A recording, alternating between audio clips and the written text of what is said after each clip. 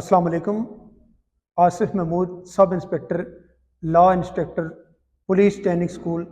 راولپنڈی۔ آج ہمارا جو موضوع ہے وہ یہ ہے کہ جب اسلحہ گم ہو جائے یا سخت نقصان رسیدہ ہو جائے تو کیا کارروائی عمل میں لائی جائے گی۔ پولیس رول باب نمبر 6 فقرہ نمبر 22 میں اس کی وضاحت کی گئی ہے، اور اس کا نمبر 1 ہے کہ جب کوئی ایسا ہتھیار جو اسلحہ پولیس میں شامل ہو جب کبھی گم ہو جائے یا اس کو نقصان پہنچے، یا جب کبھی 5 یا 5 سے زائد چلائے ہوئے کارتوسوں کے خول گم ہو جائیں، تو سپرنٹینڈنٹ آف پولیس کا یہ اختیار ہے کہ وہ 3 افسران پر 3 اشخاص پر مشتمل ایک کمیٹی تشکیل دیں گے،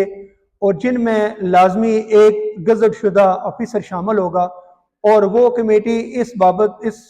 بابت دریافت کرے گی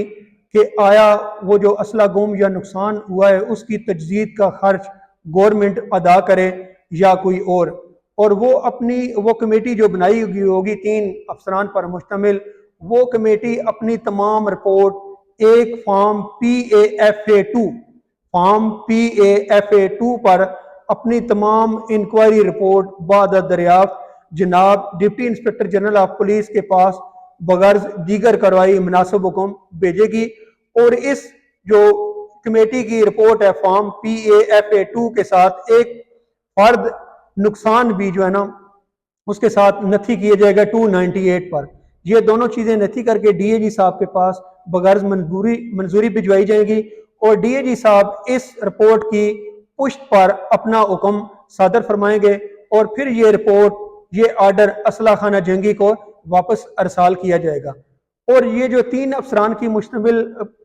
پر مشتمل کمیٹی ہوگی، اس کا یہ بھی فرض ہے کہ وہ اس بابت دریافت کرے، اپنی مکمل چھان بین کرے، انکوائری کرے کہ آیا جو اسلحہ گم ہوا ہے یا جو اس کے کسی حصے پرزے کو نقصان پہنچا ہے اس کا جو خرچہ ہے وہ کلن یا جزون تمام خرچہ جو ہے نا جس میں پولیس افسر کی بدخواہی، اس میں اس کی غفلت یا لاپرواہی کی وجہ سے یہ گم یا نقصان سیدھا ہوا ہے، تو وہی کمیٹی جو 3 افسران پر مشتمل ہوگی وہ اس بات کا تصفیہ کرے گی کہ اس کا خرچہ جو ہے نا جو گم ہوا ہے یا تجدید کا خرچ کلن یا جزون تمام یا تھوڑا بہت اس شخص سے وصول کیا جائے، اس پولیس افسر سے وصول کیا جائے جس کی غفلت یا لاپرواہی کی وجہ سے یہ اسلحہ